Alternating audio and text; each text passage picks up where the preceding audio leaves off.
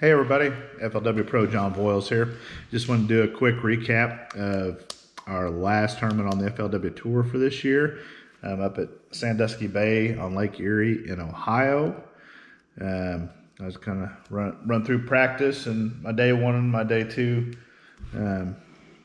what kind of happened, and we'll go from there. So it's been a long time since I've been to Sandusky. Fished a tournament up there probably 15 years ago, and it's later in the fall, so things are a little bit different then. So day one of practice, I pretty much just stayed within probably 10 or 15 miles of Sandusky, fish around the Bass Islands, Kelly's Island, just a little bit, and a few reefs right in around there. Didn't have a great day, maybe 13, maybe 14 pounds. But just kind of one here, one there. Nothing I really felt I could go back to and get a bite on. Day two, actually I went way to the east. I put in over at Lorraine, and then from there I ran probably 25, 30 miles. I could see Cleveland cityscape coming up. The sun coming up in the morning was pretty neat. But spent 3/4 of a day over there. Caught a few, just same kind of thing, just so many drum, and you go over a spot and say, well, there they are, and then you turn around, drop down. I had one spot where I caught like 15 drum in a row. It was pretty bad. So we got 4 practice days for this event, which was through a little. It's kind of a nice change, since it's such a big body of water, and we were able to go to St. Clair if we wanted to. So actually, one of my roommates, one of the pros I room with, he's had a few issues with his boat. So I was like, just come practice with me on day 3, and we'll run up to St. Clair and go fishing. So it's about a 2 hour and 15-minute drive by truck up there that third practice morning. So we launched about 7:30, 7:15, 7:30, and ran out on St. Clair, and it took a little while to find them drifting around. But once I found them, I mean, I probably got my first bite at 9:30, and by 10:30, I mean, I probably had close to 20, 21, 22 pounds. I don't know. I had a pretty good bag. Then we kind of ran around St. Clair for the rest of the day. I did pretty well in the morning, and then my buddy Rich, he actually really kind of spanked me in the afternoon. He was getting a lot more bites than I was, so I'm not really sure what was going on there. But anyways, it had a great day out on the water with him. Just don't get to go out with your buddies that often, so that was a nice change. So on day 4, I thought, well, the wind can always get up on Lake Erie, so I just wanted to pretty much spend the entire day in Sandusky Bay itself, fishing for largemouth and kind of seeing what I put together there.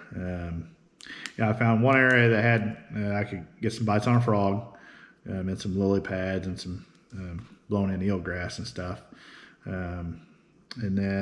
But really, I just, I cranked a lot of rock. I threw a Ned rig on some rock, and really, other than the frogfish, I kind of struggled there. So, I really wanted to go to St. Clair, but I'm always worried about that wind, because it's like about a 100-mile run before you even get into St. Clair.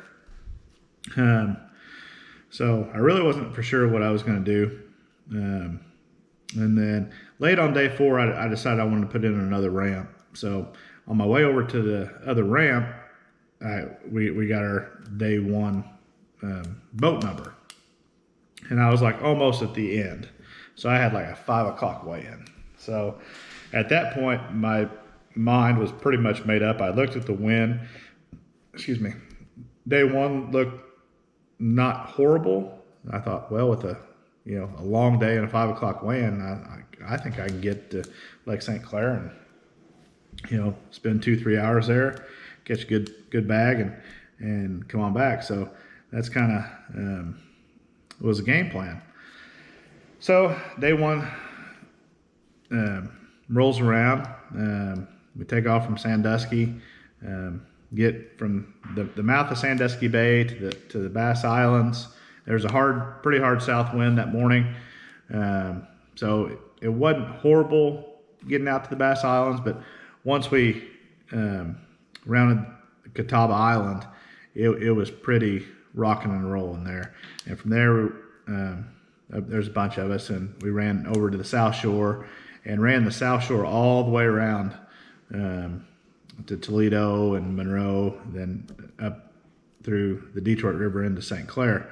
So I'm not certain what time. I probably took off probably 7:25 by the time I got to my boat number, 7:30.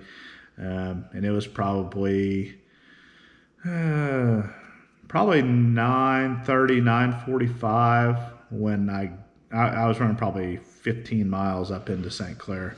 So it's probably almost 9:45 by the time, I even made my first cast that morning. And I went through my first string of waypoints, didn't have a bite. I'm like, what is going on? These fish have moved. One thing I did notice, it was cloudy on day one, and that ran through my head. I probably should have made a color change on my bait. Looking back, I would have. But anyways, and so I fished through my main little stretch of waypoints where I had gotten a lot of bites in practice and nothing. And so I had one waypoint about another 100 yards in. So I thought, well, fish my way to that one. Well, I got about halfway to it, and then I caught the only two fish I caught that day, and I caught them about 5 or 10 minutes apart. It's ways into practice also that if you catch one, you're probably going to get another bite pretty quick. They kind of were just in little wolf packs. So I caught like a 4-pounder, and then like one that was just a 14-incher. And I was on day one, I was throwing Berkeley flatworm. That's kind of the hot bait right now, smoked purple. I've been catching them on Mango Magic in practice, but after I spent an hour without a bite, I switched over to that smoked purple, and I got those 2 bites. And I fished around there. I kind of made wider circles trying to relocate the school, but for whatever reason they just didn't want to bite. I don't know if it's a cloud cover, if the south wind was kind of holding up some of the current on the spot. I don't know. I wish I had a better explanation. So I left.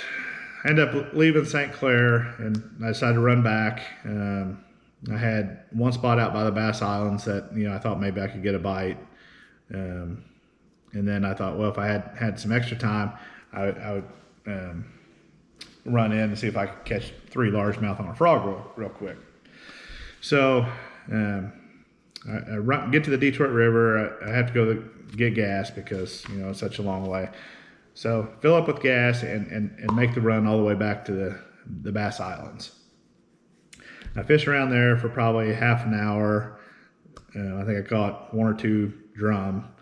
And so then I thought, well, I've still got time. I can run and go fish those lily pads and with a frog, and hopefully catch 3 largemouth in an hour, and at least have a limit to bring the scale. So anyways, I get everything stowed, my trolling motor, strapped down, and I take off from the Bass Islands, and I get about a 1/4 mile, and I get a really bad vibration in my steering wheel. And I didn't have a Marshall on day one, so it was just me, but I pretty much knew what it was. I was running a 4-blade prop, and it's happened before, and I threw 1 blade on my 4-blade prop. So thank goodness I was at the Bass Islands versus out in the middle of Lake Erie, which would have been pretty much a disaster, because I'd have been out of luck there for sure. But I was about 2.5 miles to a ramp. I eased it on over to the ramp, I carry a spare prop with me, back my boat in, up on the ramp, got in the water and changed my prop real quick. It didn't take me a whole lot of time, the whole thing probably took an extra 15 or 20 minutes to run over that ramp. And so it wasn't the end of the world. But so then I finally get to the pad field that I want to fish. And as I get in there, obviously I've got, probably 40 minutes before I need to check in. So, and I've only got 2 fish, and, I'm in speed up mode, and literally I told myself, hey, I need to be slow and methodical through here, because there are so many pads. And I made a cast, and literally the cast after I thought this, I was on the trolling motor, and, I fire out there, and I'm working my frog. Well, my boat's still moving, and, my line's wrapped around lily pad over here to the left, and about a 5-pounder comes up and eats my frog. And I set the hook, and of course, I had slack in my line, and I had him on for a second, and he comes off. It was just one of those things where I was in a hurry, and just, you can't get in a hurry. So then I kind of calmed myself down after losing that fish, because I wasn't very happy. Slowed down. I had 2 other bites, but either they were little fish or they just didn't get it. And so anyways, I catch 2 fish on day 1 for 5 pounds and 8 ounces. I actually had one almost dead, so they weighed 512, but so 5.8 after the 4-ounce penalty. So I was pretty bummed, obviously, on day 1. So I had, driving back to the hotel, I had a few things going through my mind. Going into the event, I was like 78th in points. And the top 100 requalify. So one thing that was going through my head was, hey, do I stick around Sandusky Bay on day 2? Because after day 1, I was 159th out of the 187 guys. So I'm thinking, do I stick around Sandusky and catch a limit largemouth, try to move up, into the, 110, 120, move up 20 or 30 places, and then, kind of guarantee my requalification for next year? Or, I've got a 3 o'clock weigh-in on day 2, do I gamble a little bit more? The wind was supposed to blow a little more from a different direction. It wasn't just going to be as good running to Erie. And, I thought about it for a little bit, and I told myself, John, I was like, I'm not necessarily here to requalify for next year. I'm here to make money, try to win the tournament. So at that point, I knew I couldn't stay in Sandusky Bay, and I had 0% chance of making any money if I stayed in Sandusky Bay. So the only way I was going to get back, to have a chance to cash a check was to catch 18 to 20 pounds, I thought. And I thought for sure my best chance to do that was up in Lake St. Clair. So day 2, I'm boat 11, I think. And we take off, and we get out the mouth of Sandusky Bay, and it's pretty bumpy because the wind was blowing from the northeast, and it was kind of blowing right into Sandusky Bay. But, at that point I was committed.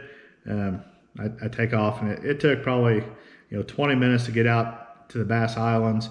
But once I kind of got in behind the Bass Islands, I could run pretty good. It just made a straight line for the Detroit River. And I was probably able to run 50 to 60 miles an hour for the most part after I got behind the Bass Islands. So on day 2, I finally got to my spot at 8:30. Yeah, it took me an hour and a half to get there. And I was thinking on the way up there, I'm going to start kind of in the same area that I did the day before, and then if for some reason I wasn't getting bites, smallmouth are notorious for, moving. They may move 500 yards over here, 500 yards over there. I thought, well, I'm just going to put the trolling motor down, and I'm going to fish until it's time to leave. And if I catch them, I catch them. If I don't, I don't. So I get to my outer waypoints, and kind of same as the day before. I'm not getting any bites, and I finally get up to where I caught the 2 on day 1, and I catch like 4 of them in 10 minutes, and I had like 3 good ones, like 3 4-pounders and a 2-pounder. And then I fished it around a little while, and I finally catch another good one. It's probably 3 3/4. It wasn't a giant, but so I had a pretty decent bag at that point. And I thought, based off day 1 weights, that with what I had, I'd be really close to getting a check. And I thought, as soon as I can call that 2-pounder, I'm going to leave and get back, over by Sandusky, because they're calling for, maybe a little more wind on day 2. So at that point, I hadn't decided what time I was going to leave yet. Just as soon as I was able to call that fish. So I fish around, and the clock keeps ticking. Here comes 10:30 and 11. And I catch 3 or 4 fish. A couple of them are small, and a couple of them are just kind of clones of the one I already had in the live well. And so at that point, I told myself, okay, if I don't catch a fish, when am I going to leave? And I told myself noon.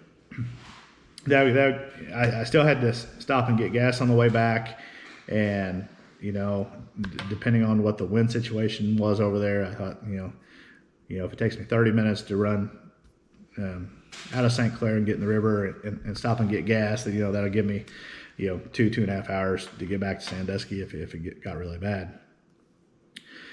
So literally I'm fishing around, and I look down, and it rolls over to noon on my GPS, and I make one more flip out with my drop shot, and I catch like a 4 1/4. So it was really kind of interesting on last cast of the day that I was able to call that one. I did have one other angler that had fished around me most of the morning. It was John Canada, great guy. We had a good time talking out there. But when I left, I think he had like 1 4 4.5 pounder, and he had like 2 like 14 inchers. So at weigh-in, I weighed in. Well, I'll back up a little bit, and then I'll get to the John Canada story. So anyways, I take off. I really thought I had around 20 pounds. So I go get gas. The Detroit River is a little bumpier. There's a few more big cabin cruisers running through on day 2. But made it all the way back to Sandusky. I took it really easy, because it was getting a little bumpy in spots, and I just went ahead and checked in about half an hour early. I normally don't do that, but I was really convinced I had enough, to get a check, and I didn't want something stupid to happen, whether go fish somewhere and then take off and hit a rock, or just crazy stuff that happens. So that's what I did. So on day 2, I weighed 20 pounds and 1 ounce. And I caught all those on a Mango Magic flatworm, 3/8 ounce weight, with a Denali N2 medium spinning rod. Great rod for drop shotting. I had 10-pound Power Pro, and with a 10-pound Sunline leader. That's kind of what I was using. Also, I did catch a few fish in practice that really kind of helped me find the spot on a tube, and I was throwing a 1/2 ounce bite me tackle, big dude, goby head, with a Poor Boys, I think it was Mango Magic tube as well. And that was kind of one of the baits that really kind of helped me find the spot, because it's pretty windy in practice, and I just kind of drift along and just kept on snapping the tube and just really wouldn't even reel it in. Just keep on doing that, and I'd drift for a mile, and that's how I really kind of found that spot. But anyways, back to the John Canada story. So when I left, he had like 1 4-pounder and 2 14-inchers, and so after I weighed in, I put it on the other side of the bay. So I went, put my boat on the trailer, went back to the motel, dropped it off, and drove my truck back around just to watch the rest of the weigh-in. There's a couple buddies that I hadn't seen in a while that were there, so I wanted to talk to them as well. And so anyways, I see Canada coming up, and he's like, how'd it go after I left? He's like, man, you left about 15 minutes too early. And they went to biting after you left, and he weighed almost 25 pounds on day 2. So anyway, it's crazy that you can fish the same exact little area 2 days in a row and literally catch 2 one day and 20 pounds the next. Overall, I thought my decision making was good in the tournament. I thought I could catch a 20-pound bag up at St. Clair. It just didn't work out the day 1. Part of me didn't want to make that run back there on day 2 because it's an intimidating run. It's rough. And there's a lot of things that can go wrong. Whether it's throwing a blade on my prop, just breaking down, the waves get too big and you're late. There's just so many things that could go wrong. But to me, I didn't think it was going to be that bad out, so based off my experience on some big water, I thought I could get there and back. And fortunate, it worked out for me. It's kind of disappointing, that this is the last tournament of the year. I feel like I've kind of gotten on a roll. I didn't start off the year real well, at least finish-wise. Lost fish really hurt me this year. And I know everybody loses fish, but I lost some really, really key big fish this year, in the first 2 or 3 tournaments that really could have changed my season around. I ended up finishing 70th in the points, and I had, my last 4 tournaments of the year, I cashed checks, and typically that would get me awful close to that, 50th place that would make the championship. And it just seemed like the same 50 guys caught them every tournament, they didn't, none of those 50 guys had a bad tournament that would, because I only had one really bad tournament. That was Harris Chain. I'd like to have that one back, but it's neither here nor there. So anyway, that was my event out of Sandusky. I always love going to the Great Lakes and fishing for smallmouth. Just don't get to do it enough as I'd like. It's just fun. So anyway, if you have any questions, comments, drop them below. Guys, good talking to you. I'll see you next year.